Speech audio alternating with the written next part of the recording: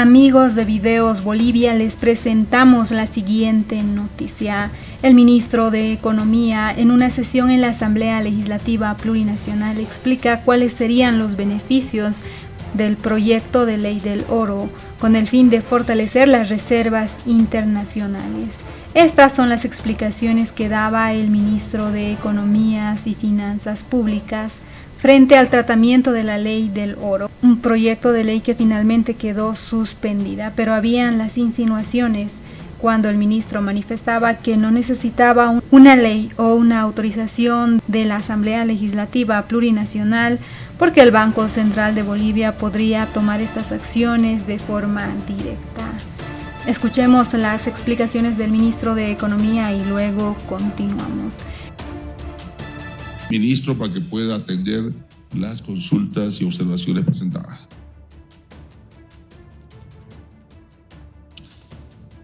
Muchas gracias, hermano presidente, para ir al punto, sobre las consultas que se nos han hecho. Esta norma lo que hace es ratificar lo que ya está en la ley 1670.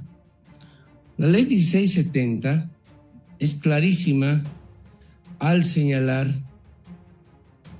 que el Banco Central, primeramente en atención de lo que la Constitución Política del Estado dice que le otorga la administración de las reservas internacionales netas. No hay ninguna otra entidad en el país, por su ordenamiento jurídico, que pueda administrar las reservas. El artículo 16 de la 1670 dice: el BCB administrará, manejará sus reservas internacionales, pudiendo invertirlas y depositarlas en custodia. Ya dice eso la ley 1670. Así como disponer y pignorar las mismas de la manera que considera más apropiada para el cumplimiento de su objeto y de sus funciones, para su adecuado resguardo y seguridad. Podrá asimismo comprar instrumentos de cobertura cambiaria con el objeto de reducir riesgos, y en el caso de la pignoración de oro, esta deberá contar con aprobación legislativa. Eso se está manteniendo. Esta norma no solo está generando una nueva facultad para comprar, sino que también permite fortalecer nuestras reservas internacionales con una gestión oportuna y eficiente. Si se quiere que cada compra o cada venta o cada transformación de un activo de oro a activo de divisas, porque al final es una transformación, como volver hielo en agua, y luego el agua se puede volver en hielo, es lo mismo, es la misma figura del tratamiento de la liquidez. Si eso viniese cada vez aquí a la Asamblea del diputado Alarcón, el problema es que, dadas las condiciones de los mercados internacionales que son fluctuantes día a día, desde el momento en que se da las condiciones iniciales del tratamiento hasta que se lleve la decisión por ambas cámaras, podrían haber cambiado mucho las condiciones. Y del momento que, denieguen o aprueben, en el caso factual que aprueben esa operación, pueden haber ya cambiado todas las condiciones del mercado iniciales a las que se ha traído a consideración a esta asamblea. Por lo tanto, no es práctico, pues ningún banco central del mundo, su banco central opera de esa manera, no lo hacen de esa forma. Si vemos las prácticas de todos los bancos centrales, ningún banco central está comprando, vendiendo oro, yendo a su asamblea a pedir una autorización, porque las condiciones de los mercados son distintas. No esperan los deseos de los legisladores, cambian de la noche a la mañana.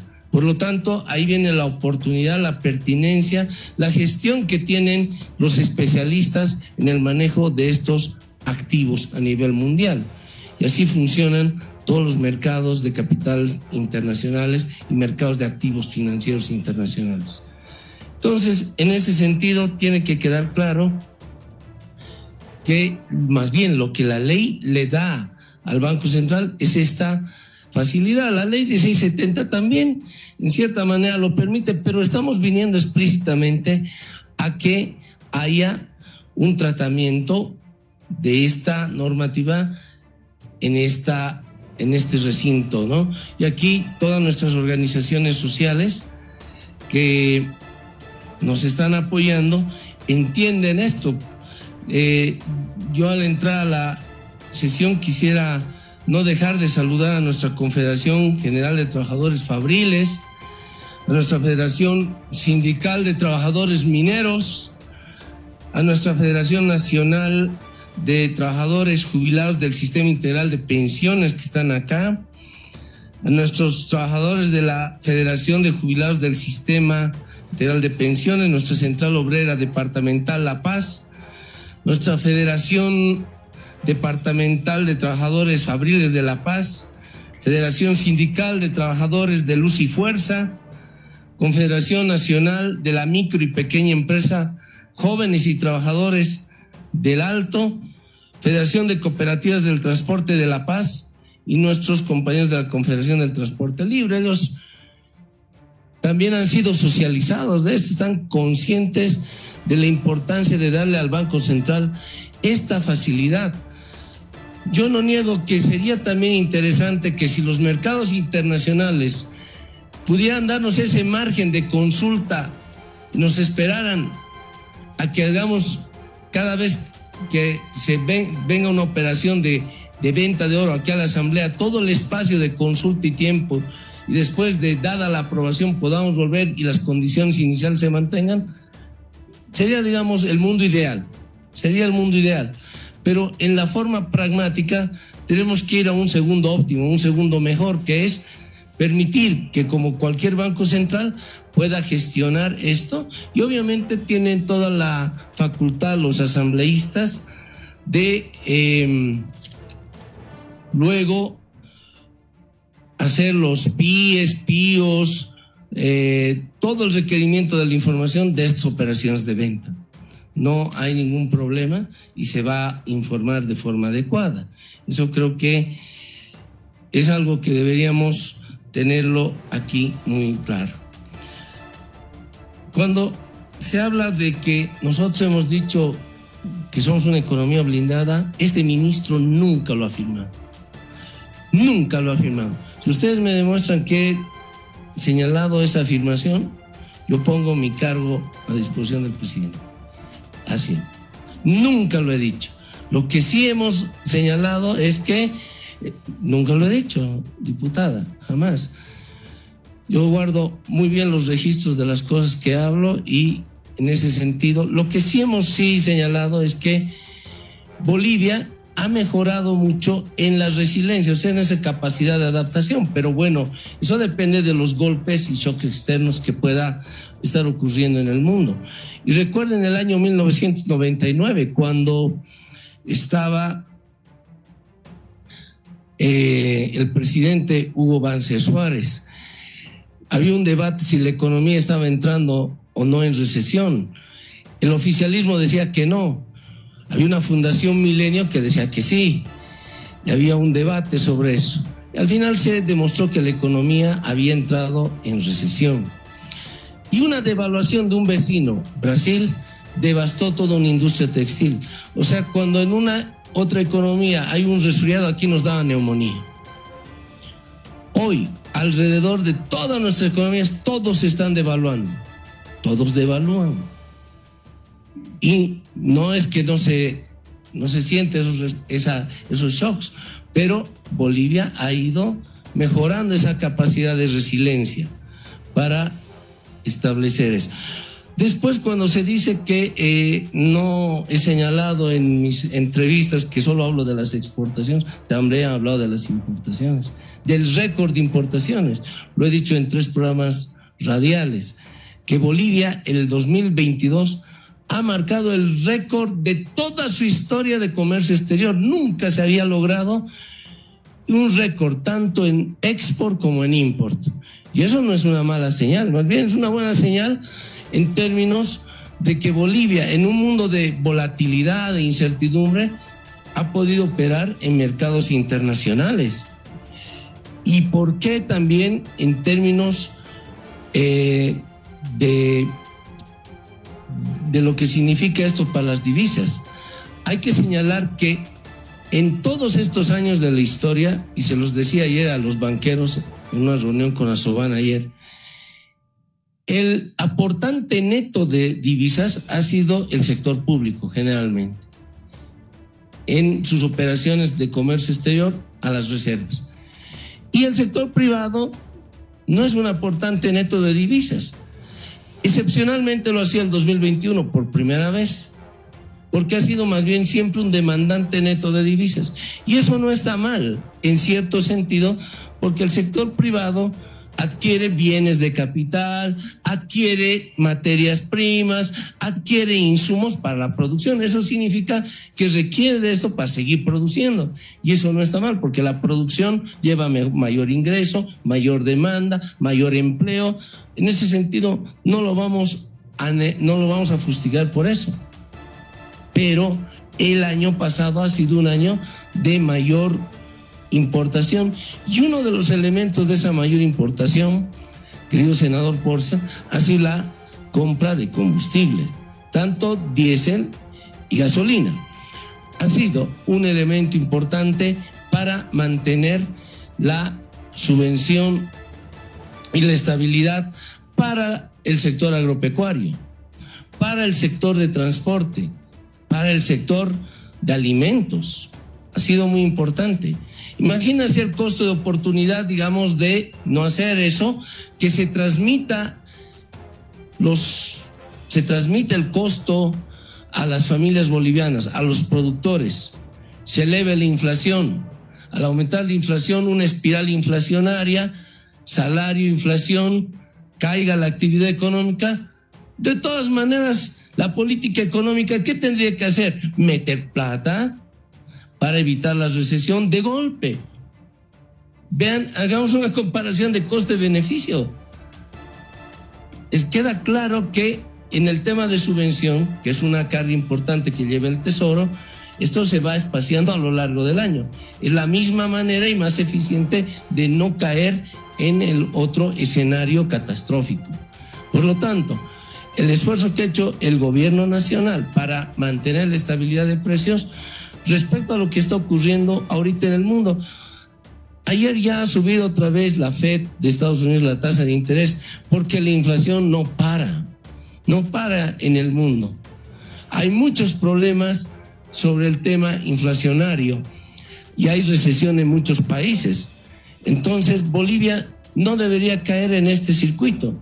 Por lo tanto, para ser una pequeña economía resiliente y en reconstrucción, no es malo los resultados que se están viendo. Ahora, es cierto, lo hemos reconocido que estamos pasando un periodo de transición de menor liquidez, no de iliquidez, iliquidez cuando ya no tienes nada, de menor liquidez, y que eso es distinto a un problema de solvencia, porque si fuera un problema de solvencia, no vendrían pues los créditos aquí a la Asamblea, no habían créditos aprobados por los multilaterales, no habría créditos de CAF, BID, Banco Mundial, KfW, JICA, AFD, Fomplata, no existirían estos créditos, no habría que tratar. Y ustedes dirían, pero ¿por qué no hay créditos que están trayendo? Es que nos han cerrado las puertas. Ese ya es un problema de solvencia. Este es un problema de liquidez por el hecho también de que se ha ralentizado mucho el tema del comercio internacional en el primer mes. Hay un problema en Perú muy grave que está afectando obviamente la rápida o la normal continuidad del flujo de export e import, y eso está generando también un shock a nuestra economía. Entonces se debe hacer un análisis de esos elementos. Si en la ley, estimado diputado Porcia, quisiéramos poner, digamos, usted señalaba de un plazo y techo para este tema de las compras, yo vería un elemento ahí interesante, pero al final del día también las leyes no tendrían que tener esos techos ni esos porque podría haber una oportunidad de comprar más oro, pero si le ponemos en la ley el techo de que el año 2023 solo comprará 10 toneladas y pudiese comprar 15, entonces sería una limitante a fortalecer las reservas internacionales. Entonces, parece que sería en todo caso un elemento que no debería en la ley, pero sí debería estar reflejado tal vez en una disposición de menor rango que debería delimitar, digamos, en la resolución del Banco Central. Esta es, digamos, el plan de compras anuales, que podrá también tener una desviación más o menos tanto, ¿no? Creo que eso es razonable, pero que no esté en la ley, ¿no? Porque eso es cada vez que quisiéramos cambiar por mejores oportunidades, otra vez tendría que venir a la Asamblea para cambiar justamente esa parte de la programación. Se señala que hay dudas sobre que podamos hacer efectiva que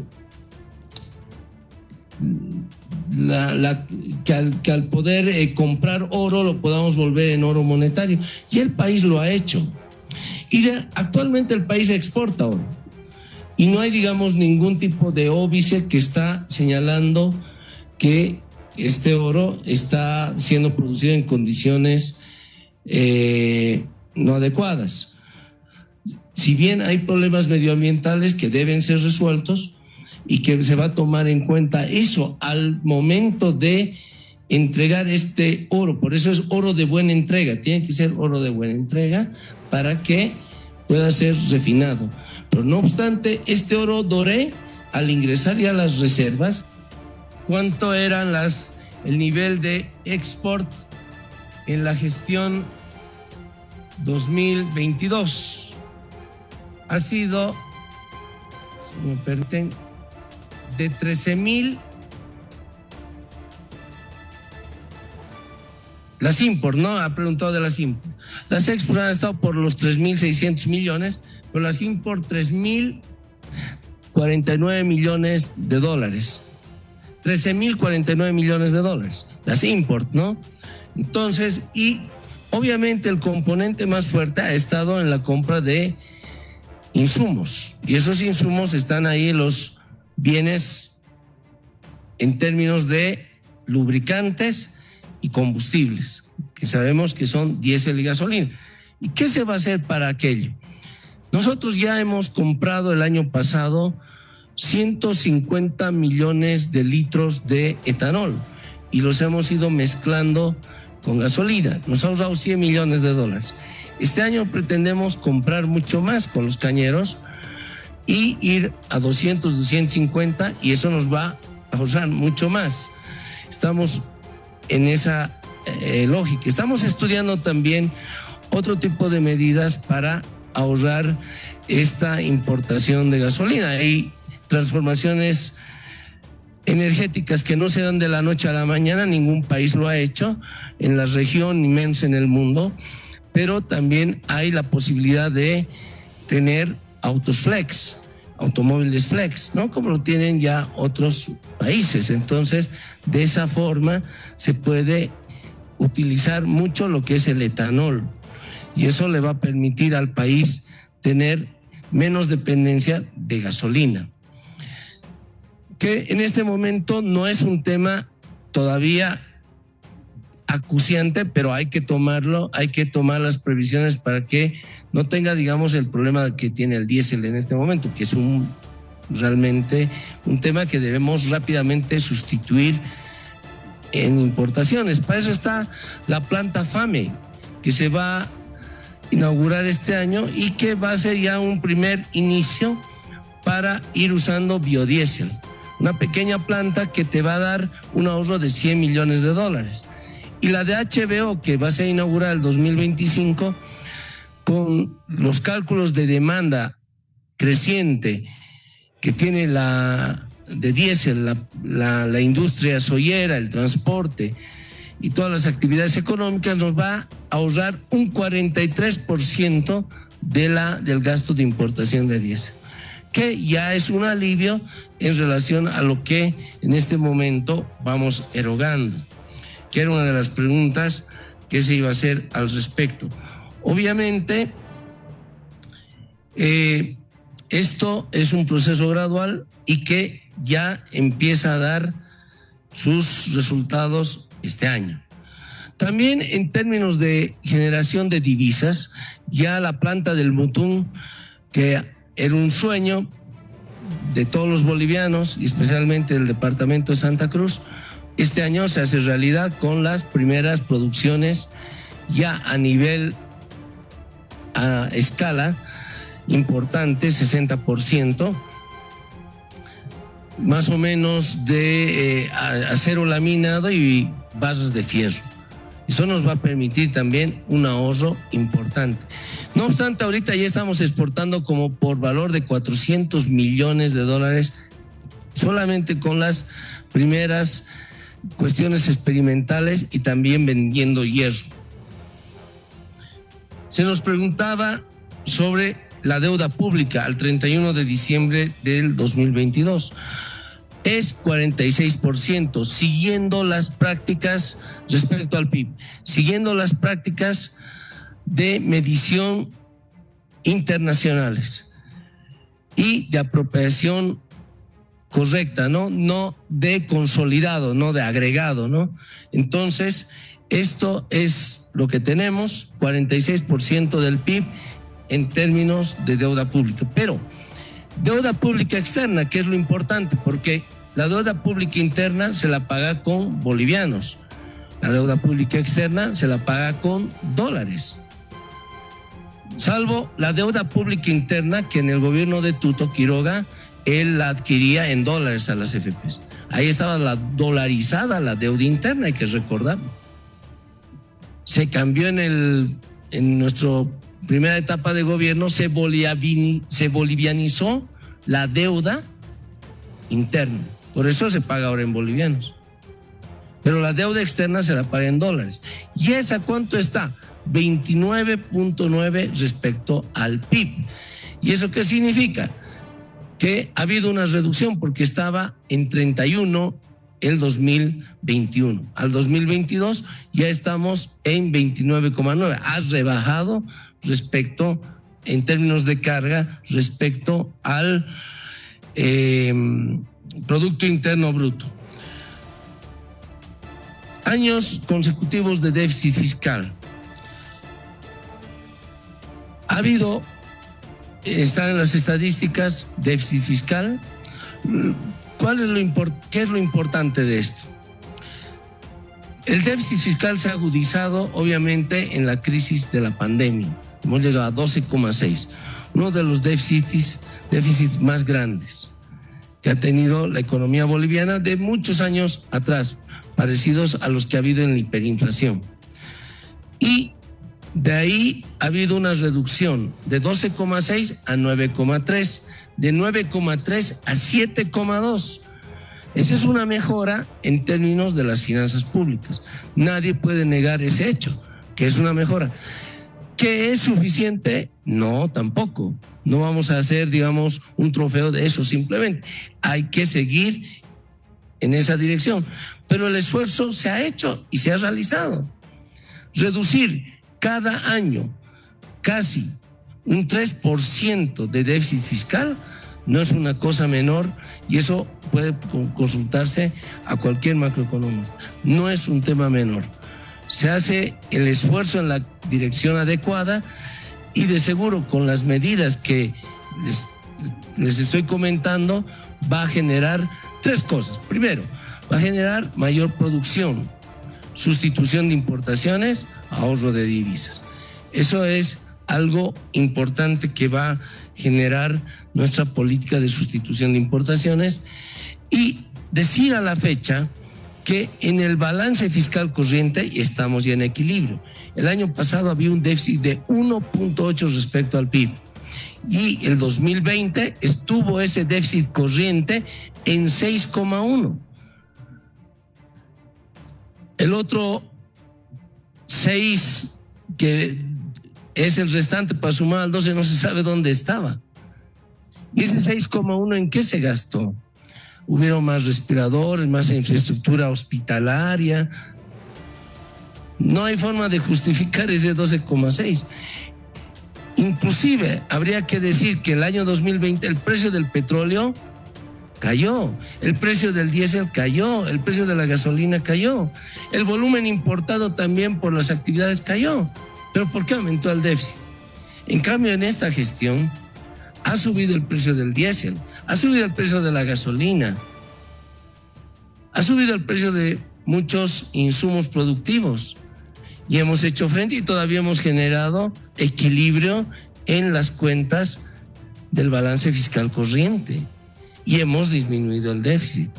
Esa es una comparativa que hay que hacer en relación al esfuerzo fiscal.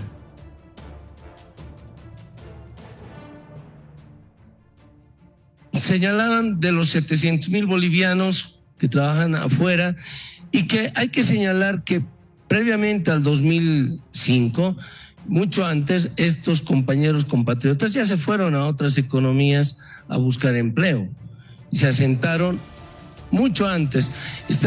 Esta migración fue más o menos realizada por los años 99, 2000, 2001, 2002, 2003, ¿no? Porque hasta yo tenía parientes que se han ido a España y han estado el año 2002, 2003, recuerdo muy bien, allá trabajando en España.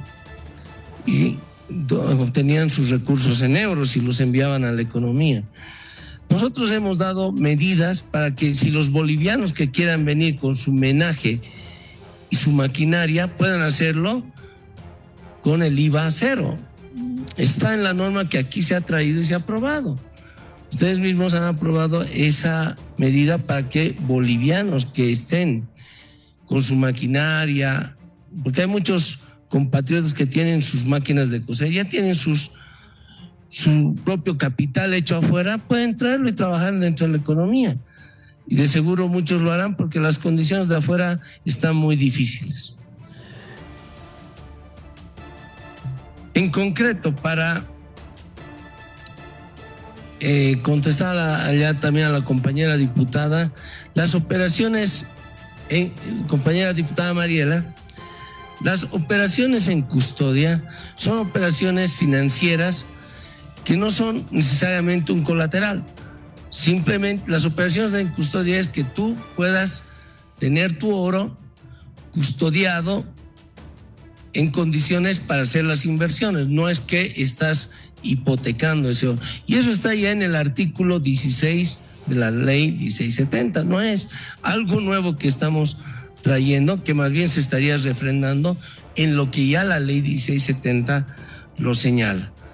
Por lo tanto, es importante que se entienda que el Banco Central lo que va a hacer es comprar oro, volverlo en oro monetario y ese oro monetario gestionarlo para volverlo en divisas y cuando sea también conveniente esas divisas comprar oro y así va a ir manteniendo y aumentando las reservas. Porque en este momento, así como está, el oro está ahí como una barra de hierro, de hielo, ¿no? No se puede, si uno tuviese sed, no puede hacer nada al respecto. La economía boliviana, por la Constitución Política del Estado y el mandato de la Ley 1670, le obliga al Banco Central, en cumplimiento de sus deberes, a mantener normal el sistema de pagos. Y obviamente en esa normalidad del sistema de pagos, que también lo tienen los otros bancos centrales, tienen que tener los instrumentos adecuados para hacerlo. Y están ahí, obviamente, la gestión de todos los activos se tienen que gestionar. No puede haber algún activo que no pueda ser gestionado, sino estaríamos también nuestra legislación, nuestras leyes impidiendo el cumplimiento de lo que dice la Constitución. Entonces, se hace importante que el pueblo boliviano entienda la pertinencia y la importancia para mantener la estabilidad monetaria, el sistema de pagos normales en la economía boliviana y por eso la importancia y el hecho trascendental de aquí de darle esa gestión a nuestro Banco Central de Bolivia. Muchas gracias, presidente. Gracias, hermano ministro. 3 con 3.528 millones de dólares, en divisas 372, DEX 538 y oro 2.592. El artículo 43 de la ley 1670 del Banco Central establece que es el directorio quien determinará la publicación oportuna de los datos monetarios y los datos referentes a la actividad del Banco Central. Es así que si su directorio ha determinado por alguna razón también en el ámbito de la especulación no divulgar o difundir, es una responsabilidad del directorio establecer el momento más adecuado de la difusión de las estadísticas. Otro elemento que también hay que citar es el usos y fuentes, ¿no? Solicitaban la información. Ha habido ingresos al 2022 de 7.639 millones de dólares por ingresos que han venido por desembolsos de crédito, YPF Gas, YPF Uria, Vinto, ingresos que han llegado a la economía, y por egresos 4.987 millones, que son servicios de deuda externa. Ahí hay 1.009 millones de dólares, pagos YPFB 3.608, egresos fiscales 324 millones, siendo un flujo de 2.652 millones, flujo neto.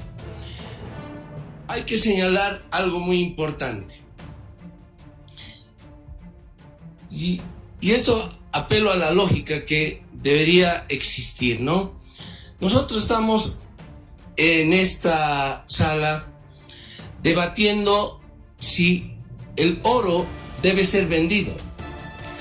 Pero también, si vamos en esa misma lógica, cuidado, estemos penalizando las ventas que hacen nuestros hermanos cooperativistas afuera, o los orfebres, porque también ellos compran oro doré y lo traen y le dan valor agregado y lo venden. Y el monto por el que se vende son más de 60 toneladas en un caso, y nadie se rasga las vestiduras por aquello.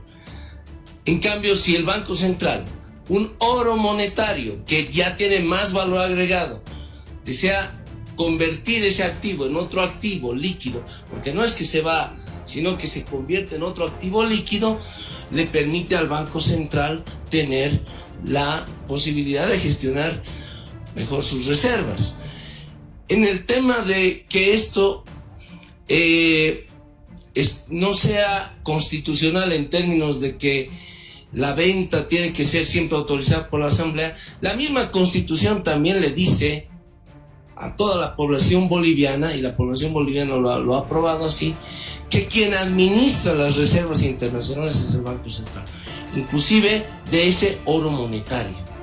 Entonces, en el cumplimiento de la Constitución, no estaría en ningún caso vulnerando, porque la misma Constitución le da la llave al Banco Central para administrar ese activo que es oro. Entonces, no hay ninguna contradicción en sentido de que el Banco Central estuviera vulnerando con sus acciones el uso de un recurso natural. Lo que se entiende más bien es cuando se va a dar un permiso para la explotación de un recurso natural que no está siendo todavía aprovechado y que se va a aprovechar, es ahí donde entra en análisis y vigencia, digamos, o en aplicación concreta ese término de los recursos naturales. Pero una vez dado el permiso, porque se ha dado permiso ya a los productores mineros, ahí nuestro hermano de FENCOMIN, que es aquí nuestro diputado, sabe que hay asignaciones mineras y que se saque el oro, o sea, ya hay el permiso en el marco de la Constitución para realizar esa explotación, y esa explotación de oro es la que se compra y el Banco Central le da el valor agregado de oro monetario y puede venderlo como no venderlo, puede transformarlo en liquidez como no hacerlo. Entonces es toda una cadena lógica, porque aquí no se le está dando un permiso concreto al Banco Central de explotar oro, ¿no? no, sino de más bien ser un operador más en la compra de oro. Eso tiene que quedar totalmente claro. Otro elemento que también hay que señalar, lo que nos decía nuestro diputado Freddy López, entiendo y se ha hecho llegar también a nuestro presidente de la Cámara de Diputados, como también al presidente de la Comisión de Planificación y Economía, Omar Yuja, se ha hecho llegar un legajo de todos los apoyos que ha tenido y socializaciones que ha tenido este proyecto de ley. Está FENCOMIN, que no está en contra de la aplicación de esta normativa de ninguna manera, y en todo caso siempre va a estar incluida en las reglamentaciones como todos los actores mineros. Lo han hecho también otras auríferas como Ferroco y Fecoman, también han hecho su apoyo. Gremiales, fabriles, jubilados, transportistas, asociaciones de profesionales han manifestado, he pasado el legajo al presidente de la Cámara de Diputados para tranquilidad de nuestro hermano Freddy López. Ese es un elemento que hay que también puntualizarlo. Es un beneficio para el país mantener la estabilidad macroeconómica. Y por eso apelamos a que el Banco Central pueda operar como cualquier otro banco central del mundo, con los grados de libertad adecuados para gestionar sus reservas internacionales en mandato de lo que dice la Constitución Política del Estado. Ese mandato establece que es el único que administra las reservas. Nadie más lo puede hacer. Imagínense, ¿qué pasaría en un caso de extrema urgencia? Como señalaba allá un diputado, y no tuviese la posibilidad de vender el oro. Entonces, no, tiene que pedir el permiso para la pignoración, pero no para la venta. Entonces, aquí queda claro que en un momento de urgencia tendría que hacerse toda una tramitología y obviamente todo un proceso cuando la necesidad y la pertinencia es lo que hay que privilegiar.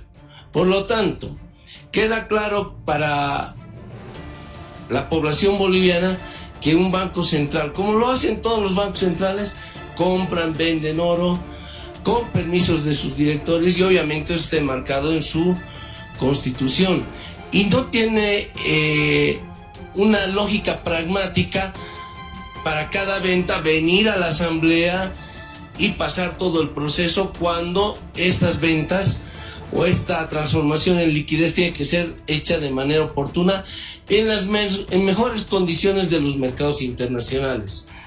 Entonces, en el mejor de los mundos ideal sí podría ser si siempre hubieran los tiempos adecuados, pero los mercados internacionales no están al mismo ritmo de las legislaturas de los países. Por lo tanto, no hay esa posibilidad pragmática.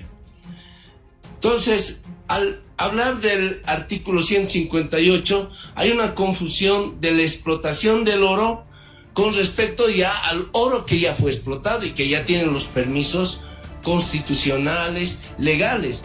En todo caso, sería ilegal que el Banco Central haga una operación con un oro que fue autorizado a ser explotado previamente por la misma Asamblea. No hay lógica en venir a pedir otra vez una legislación sobre el recurso natural, porque ya el mismo fue autorizado para su explotación en esta misma instancia.